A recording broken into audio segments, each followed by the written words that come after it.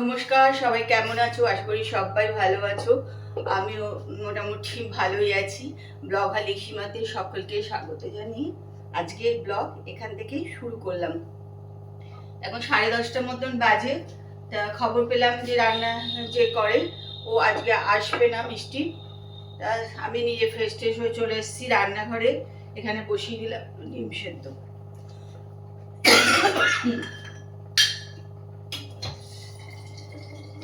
জানা না থাকলে কি বলতো, তখন একটু অসুবিধা হয়ে যায়। ঠিকই, কিছু করার নেই। মাঝে মাঝে ও তো শরীর টরীর হয়তো খারাপ টারাপ হয়েছে বলেই আসেনি, নাহলে খুব একটা ও কামাই টামাই করে না। চলো আমিও আস্তে আস্তে এবার কাজকর্ম সেরে নিই, রান্না বান্না যা আছে একটু করে নিই। তোমরা আমার সঙ্গে থাকো আর ব্লগটা দেখতে থাকো।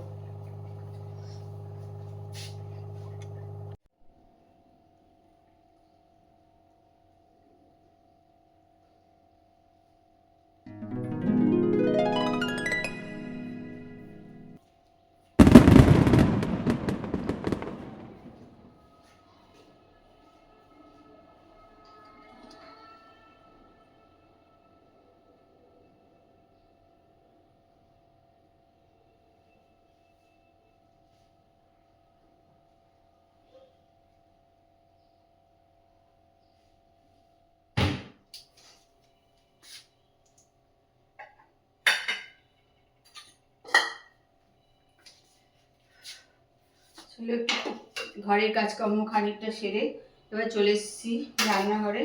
আমাদের সকালের খাবার দাবারও হয়ে গেছে, ব্রেকফাস্ট। তোমাদের সঙ্গে সেটা শেয়ার করা আর হয়নি।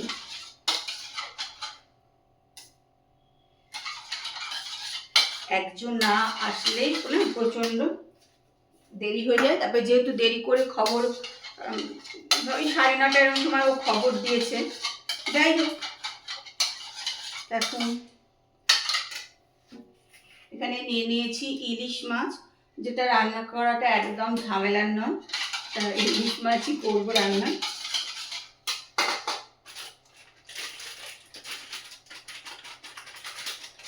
ইলিশ মাছ দিয়ে দই দিয়ে সর্ষে দিয়ে করবো রান্না।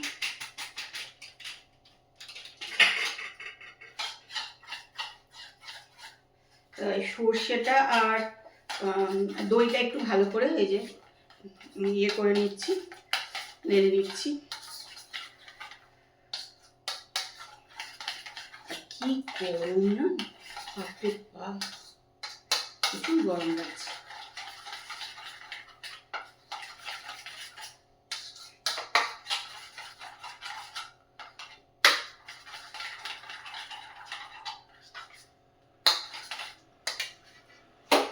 এটা একটুখানি দইটা এটা নেড়ে নিলাম।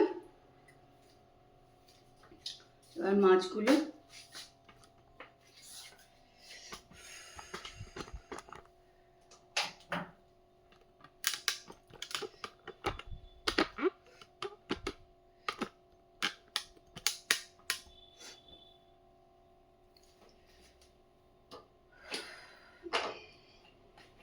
এই মাছটা রান্না করা বেশ সহজ, তাই এটা কিন্তু চিংড়ি মাছও কিন্তু রান্না করতে কোনো অসুবিধা হয় না।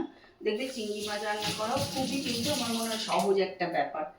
আর এটা তো আছেই, ছেড়ে দাও, বেশ খুবই সহজ এটা রান্না করা। তাই পেস্টের ওখানেই আমি একটু হলুদটা ওখানে দিয়ে দিচ্ছি। অনেকে অবশ্য মাছের মধ্যেও হলুদ টলুদ মাখিয়ে নেয়, সেটাও একই ব্যাপার। আমি এটার মধ্যে একবারে মাখিয়ে নিলাম। গুঁড়ো লঙ্কাটা আমি কম দিলাম, কেন তারপর এইসব মাছের ঝালে কাঁচা লঙ্কাটা চাই যে একটু বেশি কাঁচা লঙ্কা থাক। ঝালটাই পছন্দ আসলে, এইটাই হচ্ছে ব্যাপার তার।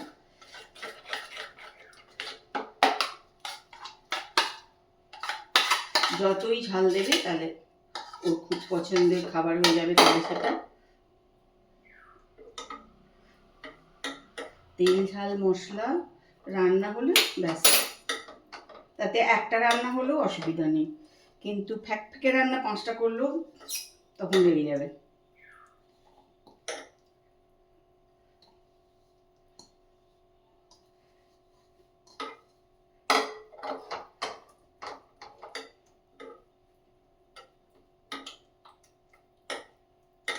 তবে আমার কিন্তু ইলিশ মাছ বেশ বেগুন টেগুন দিয়ে পাতলা কালো জিরে ফোড়ন দিয়ে, এটা আমার খেতেও কিন্তু ভালোই লাগে।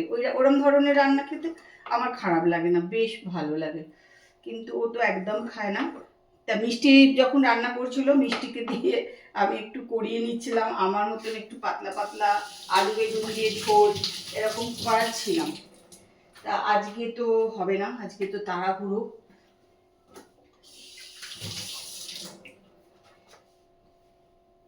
আর এই দুদিন ধরে রোদ উঠছে, ভাবছিলাম একটু সব রোদে টোদেও দেবো, তা কিন্তু আজকে একটু দিয়েছি সামান্য ওই তাকিয়া মতন, আজকে আর বেশি কিছু দিচ্ছি না।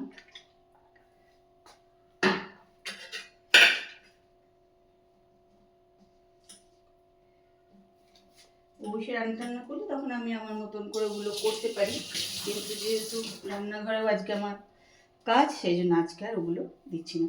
চলো মোটামুটি তো হয়ে গেছে, এবার গ্যাসটা জেলে ঢাকা দিয়ে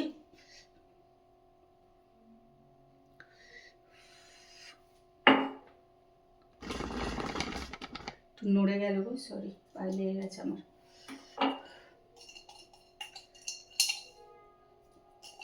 এবার এটাকে নুন টুন সব দিয়ে দিলাম, এবার এটা ঢাকা দিয়ে বসিয়ে দেবো।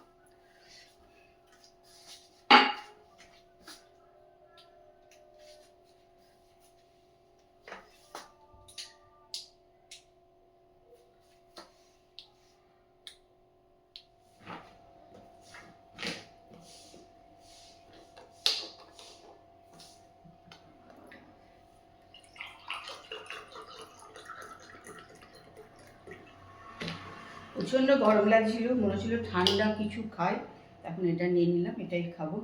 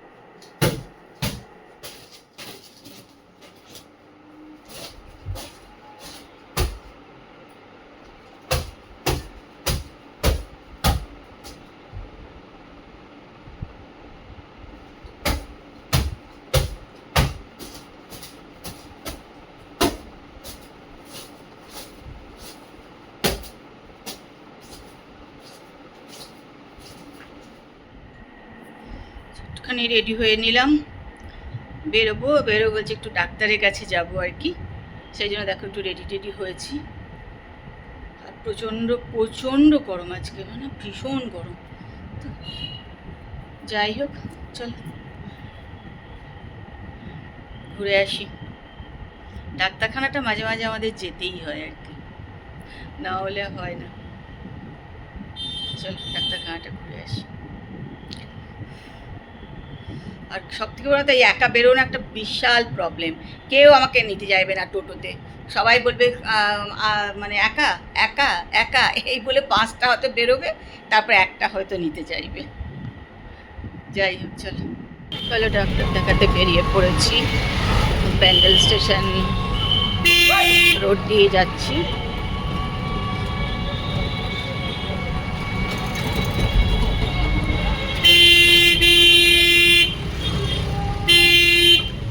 দিকটা যেহেতু কোনো রেলের ইয়ে নেই, সেই দোকান বাজার সব ঠিকঠাকই আছে। দেখো মাঝ রাস্তায় গাড়িটাকে দাঁড় করিয়ে দিয়েছে। দেখছো কি অবস্থা, দেখো। হ্যাঁ,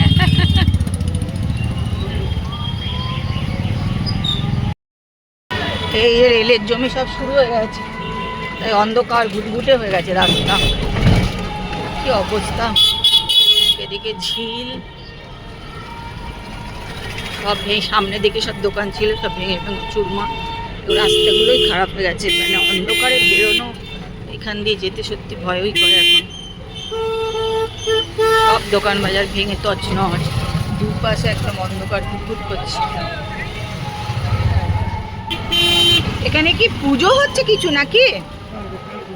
হ্যাঁ, ও কালকে শনি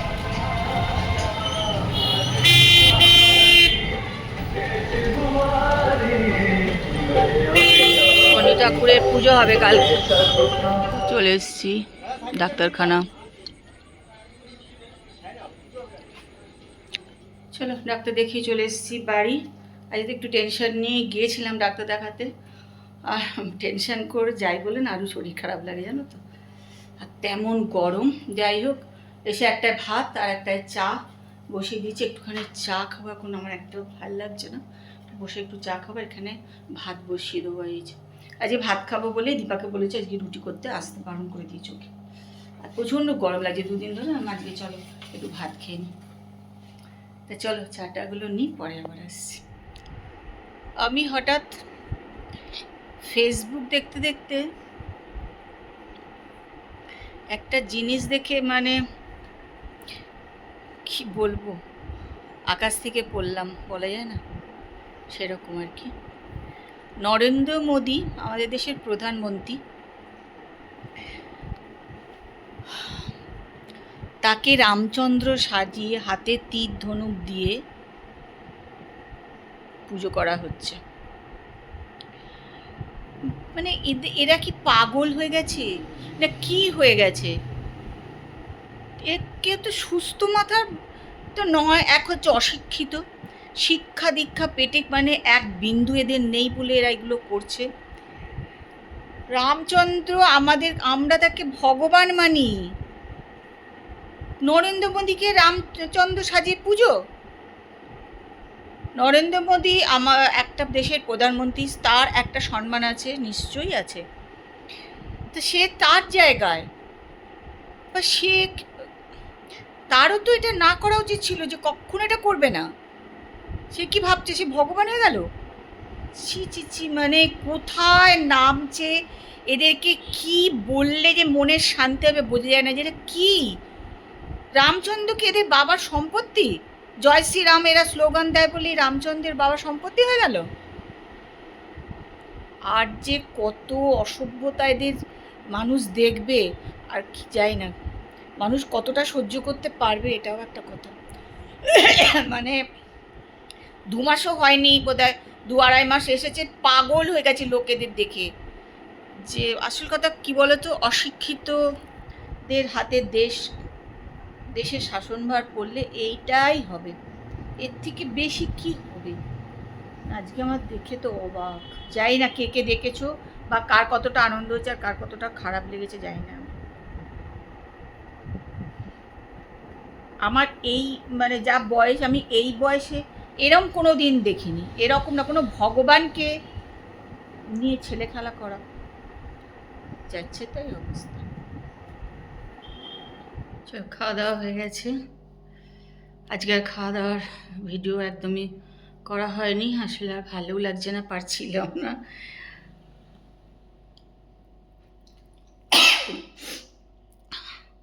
এই সকাল থেকে চলছে রান্নাঘরেই সারাদিনটা বলতে গেলে কাটলো আমার। আর তার মধ্যে আবার একটু বেরিয়েছিলাম, ডাক্তারখানাও গেলাম, এই সব চললো। ওই জন্য আর এসে আর মানে আজকে আর মানে খাওয়ার সময় আর ভিডিও করতে পারিনি। যাই হোক চলো, আজকে ভিডিও এখানেই শেষ করলাম। তোমরা দেখো, যদি ভালো লাগে তাহলে নিশ্চয়ই কমেন্ট করো, আর লাইক করতে ভুলে যেও না। আশা করি ভালো লাগবে। চলো আজকের মতন good night, tata, bye bye, সবাই ভালো থেকো।